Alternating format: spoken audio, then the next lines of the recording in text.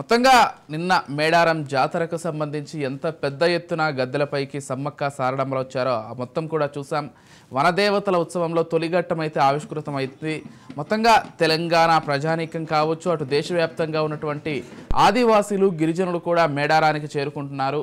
మేడారం జాతర అంటే గతంతో పోల్స్తే ఈసారి మరింత సౌకర్యవంతంగా జరుగుతోందంటూ అక్కడికి వెళ్తున్నటువంటి భక్తులు కూడా చెప్తున్నారు. అంటే ఈసారి కాంగ్రెస్ ప్రభుత్వం దానికి సంబంధించి నిధులను కొంత ఎక్కువ కేటాయించడం ఈ మొత్తం కూడా ఇందులో భాగంగానే జరిగిందని చెప్పుకోవాలి. ఇదే అంశాలకు సంబంధించి మరిన్ని రాజకీయ అంశాలకు సంబంధించి మనతో పాటు చర్చించడానికి మా పొలిటికల్ ఎడిటర్ అరవింద్ కులి గారు సిద్ధంగా ఉన్నారు. వారితో మాట్లాడి మరిన్ని విషయాలు తెలుసుకుందాం. అరవింద్ గారు, గుడ్ మార్నింగ్ అండి. Good morning Vijay. Yes, Medaram జాతరతోటే ప్రారంభిద్దాం. ఎందుకంటే నిన్న గద్దెలపైకి అమ్మవార్లు రావడం కొంత వైభవంగానే జరుగుతోంది. అంటే ఇక్కడ మేడారం జాతర విషయానికి వచ్చేసరికి ముగ్గురు గద్దెలపైకి వచ్చేసారు. పగిడిద్దరాజు, గోవిందరాజు అండ్ సారలమ్మ. ఇప్పుడు ఇక సమ్మక్క మాత్రం రావాల్సి ఉంది. సమ్మక్కకి సంబంధించినటువంటి ఈరోజు ఆగమనం జరగబోతోంది.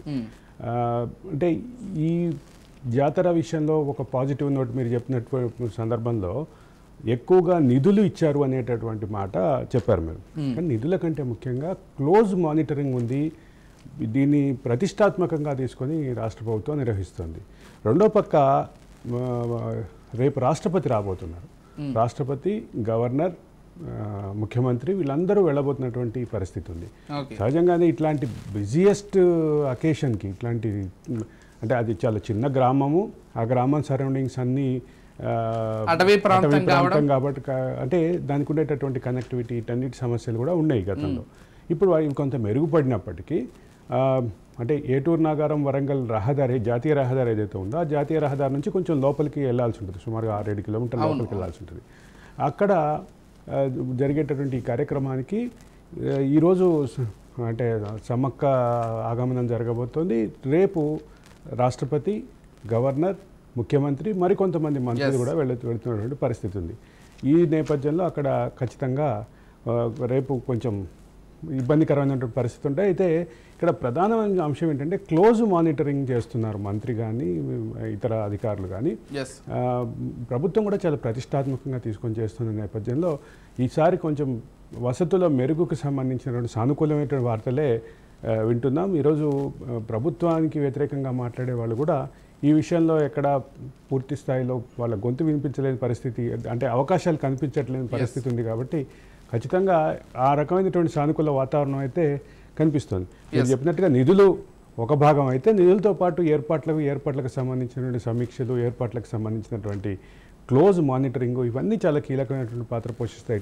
మంత్రి సీతక్క చాలా దగ్గర ఉండి ప్రతి విషయాన్ని సీతక్క కానీ మిగతా మంత్రులు కూడా చాలా కీలకమైనటువంటి పాత్ర పోషిస్తుంది. రెండోది అధికారులకు చాలా క్లియర్ కట్ ఆదేశాలు ఉన్నాయి. ఆ సరౌండింగ్ గ్రామాల ఏర్పాట్ల విషయంలో కానీ, సరౌండింగ్ గ్రామాలకి ఇబ్బందులు కలగకుండా ఏర్పాటు చేసే విషయంలో కానీ చాలా క్లియర్ ఇన్స్ట్రక్షన్స్ ఉన్నాయి. రెండో పక్క సరిహద్దు జిల్లాల కలెక్టర్లకు కూడా ఆదేశాలు ఉన్నాయి. అటు మహబూబాబాద్ కానీ, ఇటు వరంగల్ కానీ, అటు అంటే వరంగల్ 2 కలెక్టర్లు కానీ, భూపాలపల్లి కలెక్టర్ కానీ వీళ్ళందరికీ చాలా క్లియర్ కట్ ఆదేశాలు ఉన్నాయి. అన్ని రకాల ఏర్పాట్లకి సమన్వయంతో పనిచేయమని, సహకారంతో పనిచేయమని. ఆ రకమైనటువంటి సహకారం కూడా కలెక్టర్ల నుంచి ఎక్కువ పాజిటివ్ వాతావరణం అయితే క్రియేట్ అయ్యి ఉంది. కాబట్టి దాన్ని అంటే మొదటిసారి రాష్ట్రపతి కూడా వస్తున్న సందర్భంలో రాష్ట్రపతి పర్యటన కూడా సక్సెస్ అవుతుంది అనేది వాతావరణం అయితే కనిపిస్తుంది. కాబట్టి రాష్ట్రపతి పర్యటన మూలంగా భక్తులకు ఇబ్బంది కలగకుండా చూసుకోవటం ప్రధానమైనటువంటి బాధ్యత. రాష్ట్ర ప్రభుత్వం ఆ విషయంలో చాలా కీలకమైనటువంటి బాధ్యత వహించాలి. ఎందుకంటే అదే చాలా రద్దీగా ఉండేటటువంటి ప్రాంతం. ఖచ్చితంగా కోట్లాది మంది వస్తారని చెప్పి అంచనాలు ఉన్నాయి. దాదాపు 1 కోటి మంది భక్తులు వస్తారని చెప్పి అంచనా ఉంది. 1 కోటి భక్తులు ఉండేటటువంటి రద్దీగా ఉండే ఒక ప్రాంతంలో రాష్ట్రపతి లాంటి అత్యున్నత వ్యక్తి ప్రోటోకాల్ ప్రకారం, అదే సందర్భంలో భద్రతా ఏర్పాటు రీత్యా వీటన్నిటి మూలంగా భక్తులు ఇబ్బంది పడకుండా చూసుకోవటం ప్రధానమైనటువంటి బాధ్యతగా రాష్ట్ర ప్రభుత్వం భావించాల్సి ఉంటుంది.